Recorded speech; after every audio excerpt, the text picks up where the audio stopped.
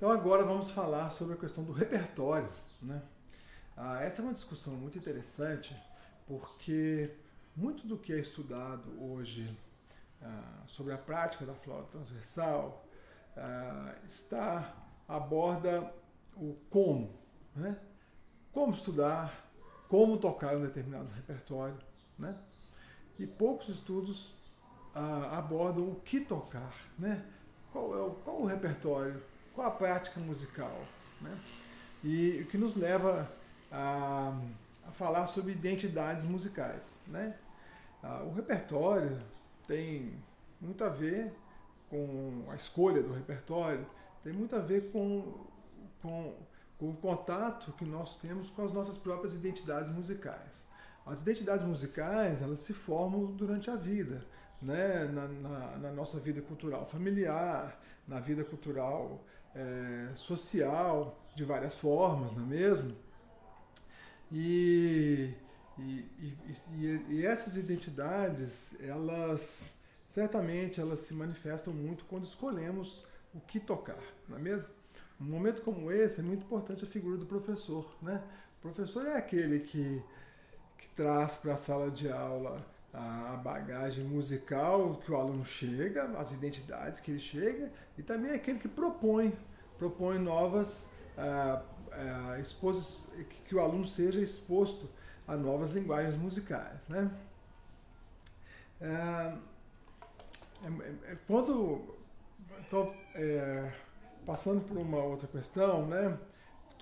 Qualquer repertório que você escolha, ele demanda algumas habilidades diferentes, ele demanda práticas musicais diferentes, não é mesmo? Então, por exemplo, quem gosta de tocar choro e música popular é uma pessoa que tem que trabalhar o improviso, né?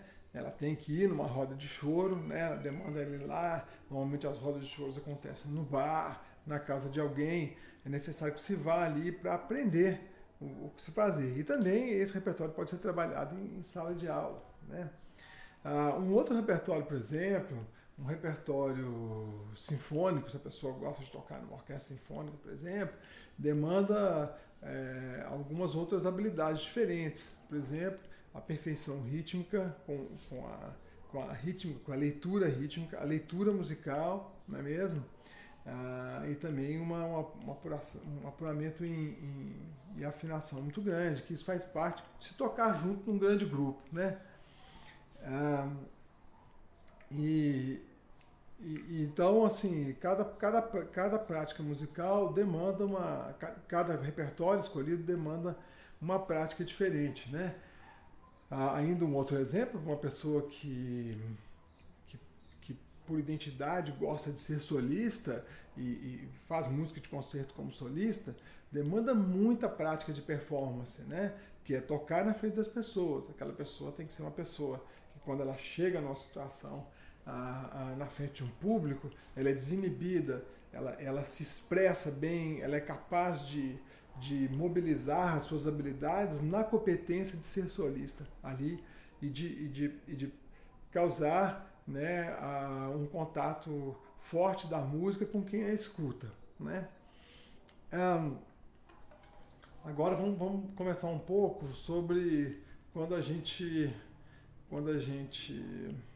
escolhe uma nova obra musical para estudar. Vamos dizer que a gente escolhe uma obra musical que seja notada, uma sonata, não sei, do Bach, ou de um brasileiro, uma música de um brasileiro, do Villa-Lobos, uma coisa assim, não é mesmo?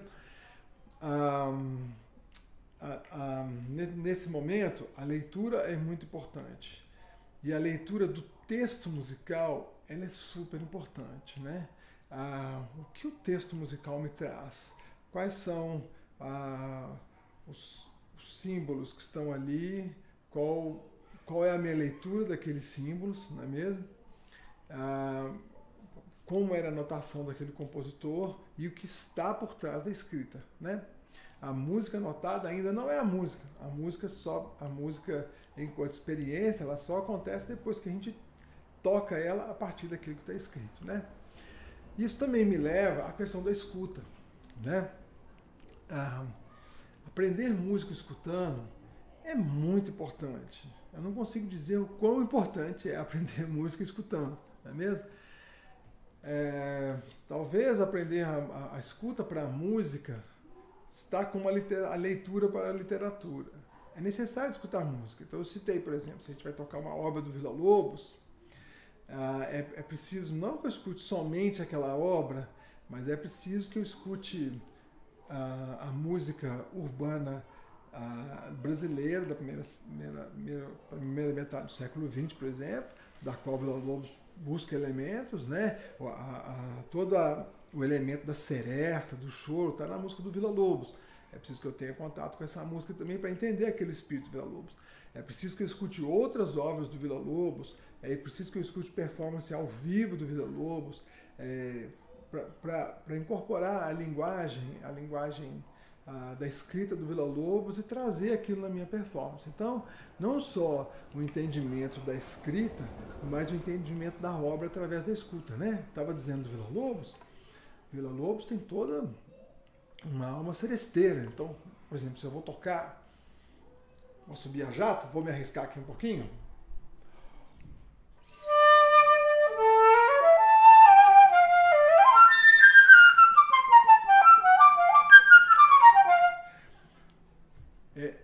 Essa primeira frase ali da flauta, depois que o violoncelo toca, né? Ela tem que ter a emoção forte, ela tem que trazer a forte emoção da música brasileira, né? Da modinha, da seresta, né? E tocar com muito envolvimento. Mas isso a gente aprende como? Escutando a música que não só a que o Villa-Lobos escreveu, mas a que influenciou o próprio Villa-Lobos, né? Então a escuta é super importante, né? O aprendizado através da escuta é de extrema importância, né? Eu me lembro como se fosse hoje, eu deveria ter talvez 14 anos, a primeira vez que eu escutei o Jean-Pierre Rampal tocando, né?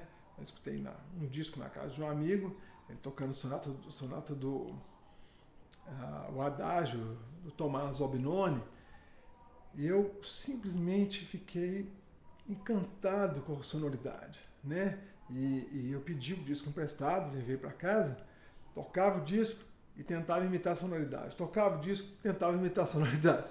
Até que eu fui conseguindo algum resultado, né? É evidente que a gente não consegue soar exatamente como a outra pessoa, mas na busca da imitação por bons modelos, vem um aprendizado maravilhoso, né? Olha, e não precisa ser com a pessoa que está lá no disco, né, o super famoso. Pode ser com o meu colega do lado, né? Estou fazendo uma palestra para o conservatório. Os professores de flauta do conservatório têm sonoridades lindas. Conheço todos, né? São flautistas excelentes. São modelos maravilhosos para os alunos e para mim também, que sou um colega, ou para qualquer colega, né? A gente aprende com quem está do lado da gente, não necessariamente com aquele que está lá dentro do CD. O CD também, aprende com aquele também, mas aprende com qualquer um. E não aprende só com o flautista, né? Um dos meus músicos preferidos na história é Elis Regina. Eu acho aquela soltura que ela tem enquanto canta, né? Aquele envolvimento, sempre foi um modelo para mim. Eu sempre achei ela maravilhosa desde a primeira vez que eu escutei. Então, esse aprendizado pela imitação, ele é muito, muito poderoso e forte no nosso aprendizado total como músico.